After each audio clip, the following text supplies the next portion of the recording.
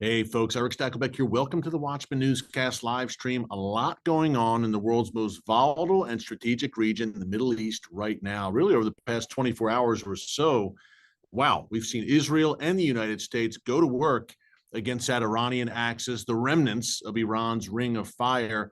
Number one, Israel in particular, look, striking against Hezbollah in Lebanon, striking in Syria as well at former military hardware of Bashar al-Assad, the deposed dictator that's still left over. And the whole rationale for Israel to do this wisely is to prevent that advanced weaponry from falling into the hands of Syria's new jihadi regime. In the meantime, the United States not only carrying out massive attacks against the Houthis in Yemen, but President Trump directly warning the Iranian regime that the next time the Houthis strike America, any American interests, then the regime, yes, the head of the snake, Iran itself, will be held accountable. Now, in the meantime, and we're going to get into what's happening in Gaza right now, the war is back on, the ceasefire is over. All of this happening at once. But in the meantime, speaking of the Houthis, they're back at it again in regards to Israel. Breaking news as I come to you here around 4:20 p.m. in Texas. The Houthis fired their first ballistic missile at Israel in 2 months, just a short while ago as I come to you, and they're warning of more in the coming days. Now, the projectile, this ballistic missile, was shot down by Israel's Arrow defense system as it traveled over Saudi Arabia. The Houthis say they will expand their targets unless Israel halts its renewed aerial campaign in Gaza, which, again, we'll talk about in a minute. It was the first time that the Houthis launched since that ceasefire between Israel and Hamas went into effect about 2 months ago. The IDF again successfully intercepted this missile. It nevertheless, I'm just reading this straight off my phone from the Times of Israel, breaking news here. It nevertheless, this Houthi missile sent thousands of Israelis running for shelter with sirens blaring in numerous towns across southern Israel, including Beersheba and Dimona. The Houthis' military spokesman, Yahya Sari, claimed a short while later that the Houthis had attacked the Nevatim air base in the Negev desert with a so-called Palestine II ballistic missile. He went on to warn that they would continue to expand their range of targets in the coming hours and days unless Israel stops its aerial campaign in the Gaza Strip. That is described, that campaign, as a shock offensive in the Gaza Strip, shattering the fragile ceasefire. The media, the way the media frames it never ceases to amaze me. But let's get into Gaza. But first, let's hit on the Houthis real quick. This is breaking news. And number one, it's clear to me, the Houthis have a death wish, which isn't surprising because their whole ideology is martyrdom and jihad and dying for Allah. And they share that ideology with their masters in Tehran, the Iranian regime. So it's not surprising that even though Israel has struck the Houthis and struck them hard over the past 7 months or so, especially at the Hodeidah port right on the Red Sea in Yemen, and the United States over the past 48 to 72 hours, massive airstrikes in Yemen, including killing some Houthi officials. Despite that, the Houthis continue to fire and continue to provoke. And we've talked about this a bunch in recent days because people have said to me, Eric, I don't get it. Hamas has been just leveled. The Houthis, they've been hit time and time again. They can't win. Why do they keep doing this? Why, even after Israel smashes them, even after the United States smashes them, why do they keep coming back and firing more missiles and drones and issuing more threats? I think it's real simple. This is proof positive that we are in a spiritual battle. Because any rational group would say, you know what? We don't want to die. We want to live. We'll put our weapons down, and we got the memo. We're not going to come at you anymore. But since these groups, this Iranian axis, is demonically driven, that cannot be understated. This is a demonically driven movement, pure demonic evil from the pit of hell. And because that is the case, they're going to be relentless because evil is relentless. Why is evil relentless? Number one, because it is demonically driven. But number two, what else would they do? If they, the Houthis, were to stop firing, were to lay down their arms, if Hamas was to stop firing, to lay down their arms, are they suddenly going to sing Kumbaya and seek to govern peacefully in Yemen or Gaza? No. The entire reason for their existence is to maim and murder. Without that, it's not Hamas. It's not the Houthis. They don't exist anymore because they were created to kill, to destroy Israel, to wreak havoc, any non-believers, etc., the jihadist ideology, to further that. That's all they know how to do, folks. So don't expect these jihadi leopards to change their spots. Don't expect a mass road to Damascus-like transformation among the Houthis and Hamas just because they're being slammed and slammed hard. They're going to keep coming because it's all they know how to do. And without jihad and warfare, who are they? So what you might say, Stakelbeck, that sounds really hopeless. What's the answer? I've got the answer. They must be crushed decisively, completely obliterated and crushed. When a great evil rises like this, I bring you World War II and the Nazi regime, decisively, utterly crushed. These are evil men with evil thoughts and evil plans, purely demonic. They must be crushed, or they will kill more innocent men, women, and children. They won't stop. They have to be crushed. So what they're doing is they're going to fight to the bitter end. They've signed their own death warrants. But no matter how long it takes, they will be decisively defeated. Now, if you would have rewound, say, I don't know, 2 months, when Joe Biden was still in office, I would have said, oh, man, this is going to last for a while. It's going to drag on. On those two fronts, in Yemen, number one, with the Houthis, it was a purely defensive action by Joe Biden. We're only going to play defense. We'll never go on offense against the Houthis. Well, guess what? If that is your strategy, they're going to continue to attack and they're going to be emboldened. In Gaza, Joe Biden tried to tie Benjamin Netanyahu's hand at every turn. Don't go into Rafah. Don't continue the offensive in central Gaza. The list goes on. But it's a new day now. And these jihadi groups in this Iranian ring of fire is collectively on notice. Now, the U.S. has been doing the heavy lifting with the Houthis over the past 72 hours, as I said. But now that Israel is being attacked, sorry, I have an itch on my nose. Now that Israel is being attacked directly once again, will Israel respond directly? Look, Israel tried to ignore the Houthis for months on end, really. But the Houthis kept firing. Eventually, Israel felt compelled to respond back in July 2024 when a Houthi drone killed an Israeli man. It struck an apartment complex in Tel Aviv and killed someone. Then Israel said, enough is enough. We have to respond. And respond they did hard. And then again in the fall, they struck the Houthis in very, very decisive fashion. And you had this lull. Evil is relentless, but evil does have to sometimes regroup and dust itself off and lick its wounds. That's what Hezbollah is doing, for instance, right now in Lebanon. But there's been this lull.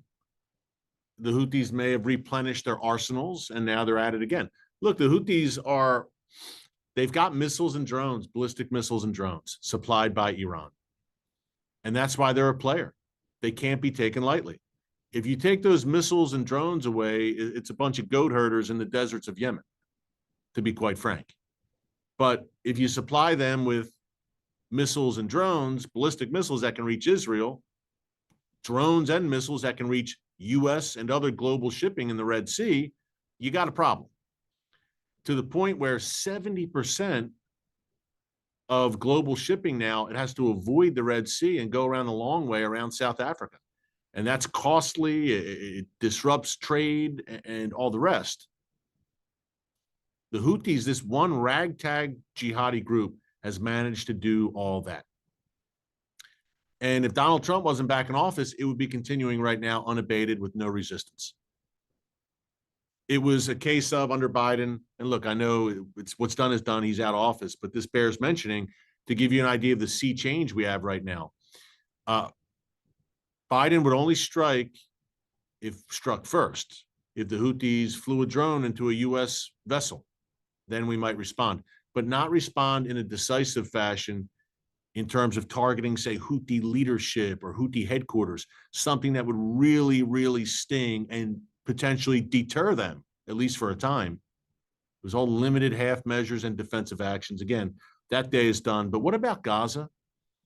That day is done too, of Israel for 2 months grinding its teeth and having to grin and bear it as Hamas parades hostages in these horrific, disgusting spectacles, the hostage handovers, including the worst of all, when they handed over the coffins of the Bibas family, those 2 little babies, an 8-month-old and a 4-year-old, who Hamas strangled with their bare hands, Hamas members.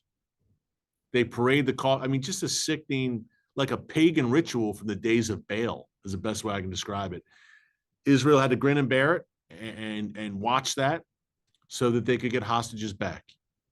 There are 24 living hostages right now, and the remains, I think, of over 30 more who were killed, but it's the remains still in Gaza. I mean, how insane and just diabolical. You use the remains of someone's dead body as a bargaining chip.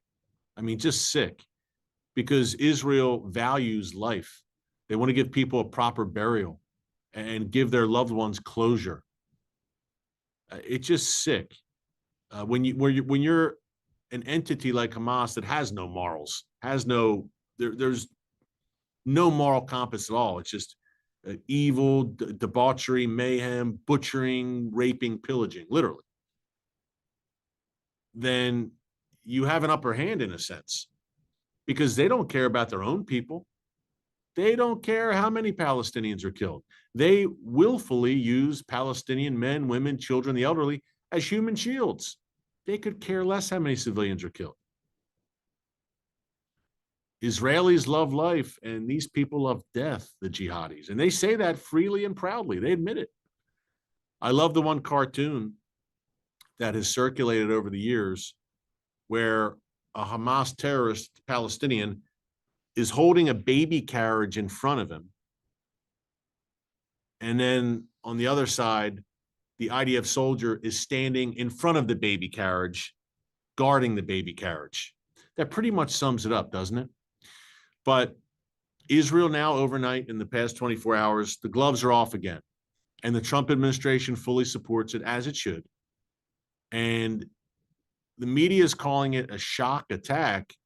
But look, at this stage, should Hamas really and the world really have been surprised?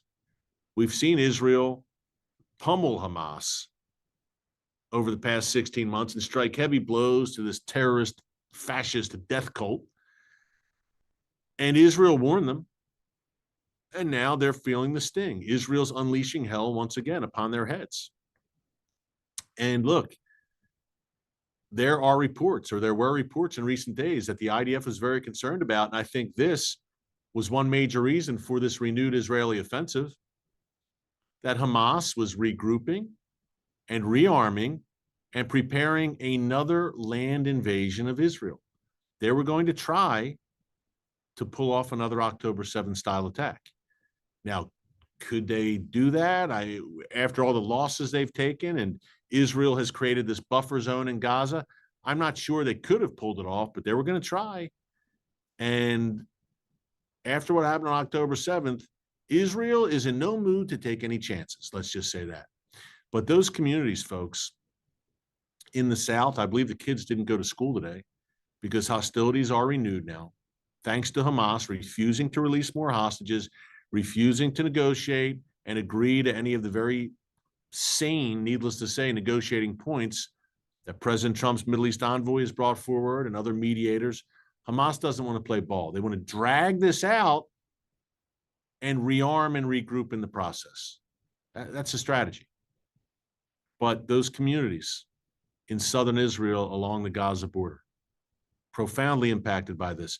The communities in the north, along the Lebanon border, Hezbollah's home base. Look, Israel tomorrow is going to conduct another drill up north to deter Hezbollah, no doubt, as things are really heating up across the region with the Iran axis. But I think of those communities when I partner, every time I partner with our dear friends at Magen David Adom. They are the partner for today's live stream, our partner for today's live stream. They are Israel's emergency services system. And I still get the questions every day since October 7th. Erick, what can I do? How can I help Israel? Magen David Adom is a great place to start. SaveLivesIsrael.com. It's SaveLivesIsrael.com. They dispatch every single ambulance in Israel. That's Magen David Adom. And they receive thousands of emergency calls every day. They collect, process, they distribute the nation's blood supply, not only average civilians, but for the IDF as well. If there is a terror attack, a shooting, a rocket, a missile, a stabbing, God forbid, I hate to even say it, but even if there's a heart attack, a car accident, Magen David Adom first responders are the first ones on the ground. Again, they are Israel's emergency services system. When I'm in Israel, and I'm there frequently, the Magen David Adom ambulances are everywhere. Folks, you want to stand with Israel. You want to do your part. You want to help. Look, SaveLivesIsrael.com. SaveLivesIsrael.com. By the way, some 90% of the EMTs, paramedics, and first responders who work for Magen David Adom are volunteers, literally putting their lives on the line. Look, I think it's 36 Magen David Adom volunteers have been killed in the line of action since the October 7th massacre, and over 17 ambulances destroyed. Putting their lives on the line is volunteers leaving their families, risking their lives to do God's work and help their fellow countrymen and women. That's Magen David Adom. Right now, they need ambulances, they need bandages, they need medical supplies. Israel is fighting a war on 7 fronts, and the Gaza front's heating up big time once again. And those communities are impacted, the very communities that Magen David Adom is on the ground helping. SaveLivesIsrael.com. You will not regret it. You want to bless Israel and fulfill that biblical mandate laid out in Genesis 12:3. It's a great place to start. SaveLivesIsrael.com. Okay, let's get into some of the specific details of what has gone down with Hamas.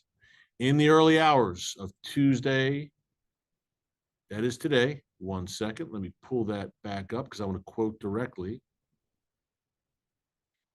There we go. Israel vowed to intensify its attacks on terror targets in the Gaza Strip unless Hamas returned to, quote, genuine negotiations to free the remaining hostages. Again, there's 24 live hostages left. The remains of 30 more have been killed. The military continued its large-scale bombing campaign throughout today. It began in the early morning hours. The strikes, according to Hamas health authorities, for what it's worth, have killed at least 400 Palestinians, including several top members of Hamas. After a large wave of overnight airstrikes on Hamas and Palestinian Islamic Jihad targets, the IDF and Shin Bet security agency said today that strikes had targeted Hamas cells, terror operatives, rocket launching positions, weapons, and other military infrastructure. They're trying to rearm, rebuild, and regroup. This is not brain surgery to know that if they're able to do that, they're going to try to pull off another October 7th. This is how it works. This is what they do.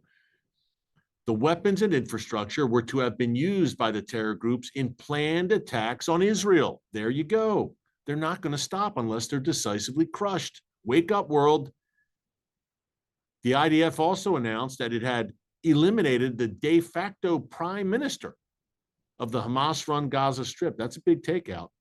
And several other top officials in the strikes, including mid-level Hamas commanders, members of the terror group's Politburo and its infrastructure.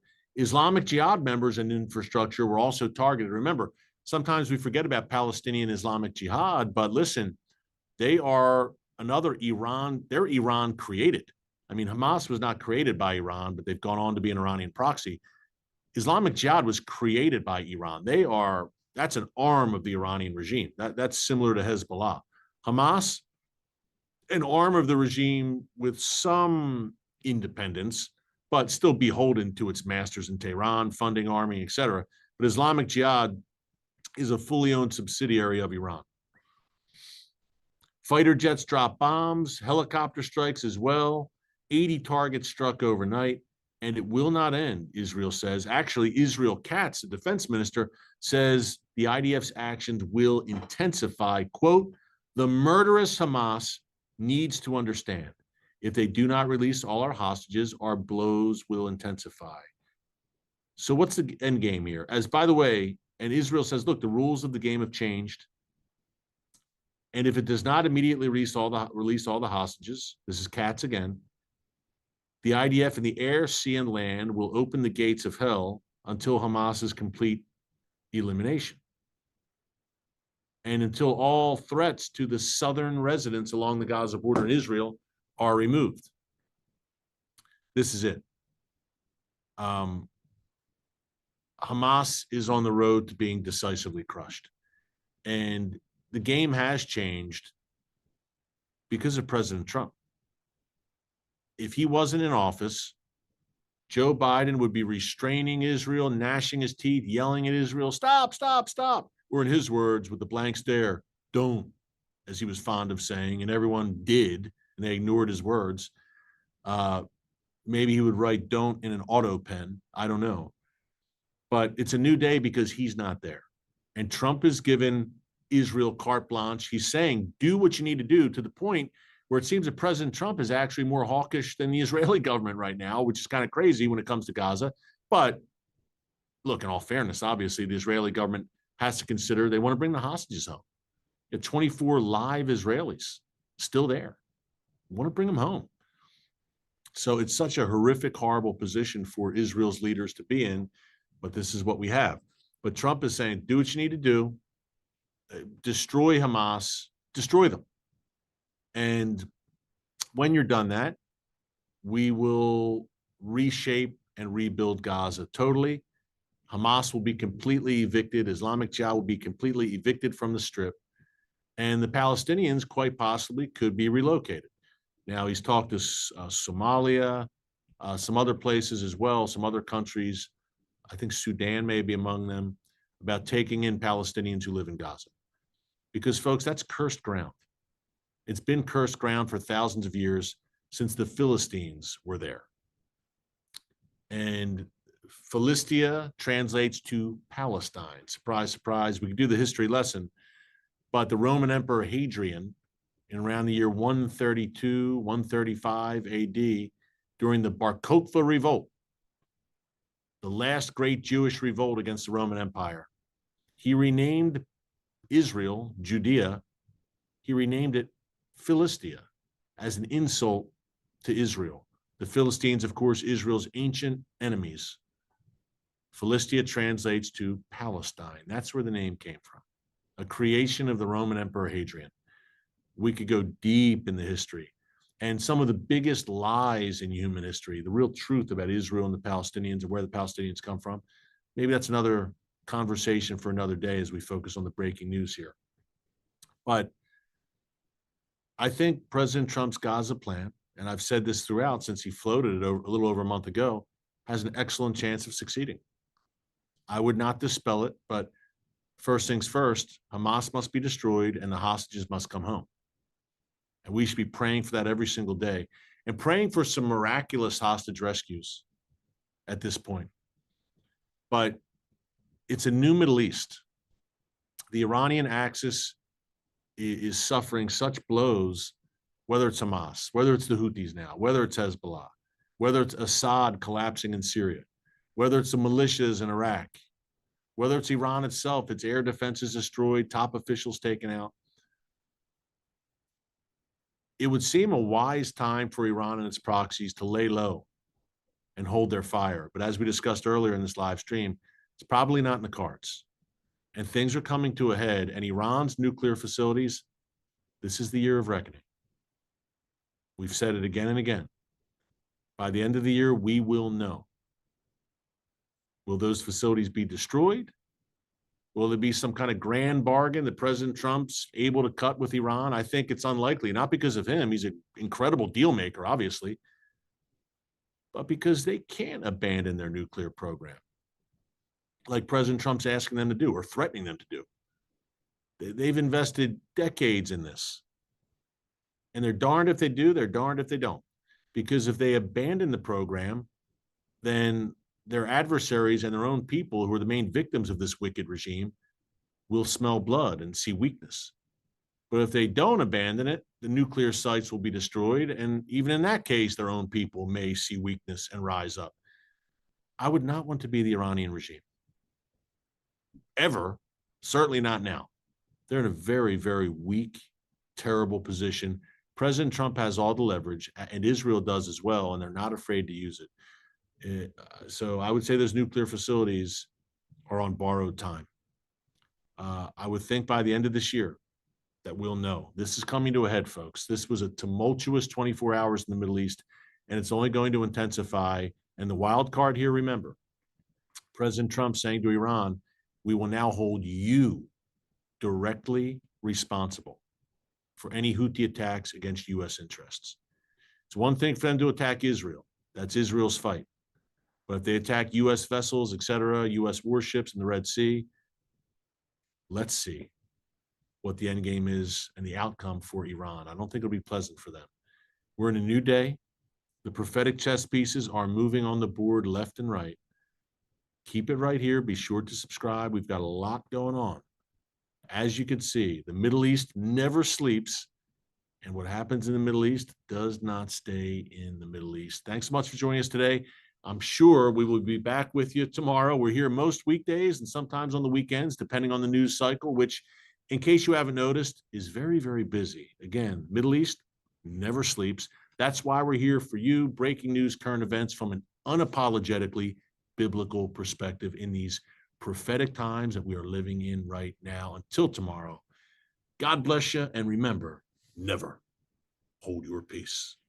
Hey everyone, thanks for checking out the Watchman Newscast. Make sure you hit the subscribe button so you never miss an upload, and tap the bell icon so you're notified every time a new video is posted. And don't forget to share your thoughts, insights, and comments below.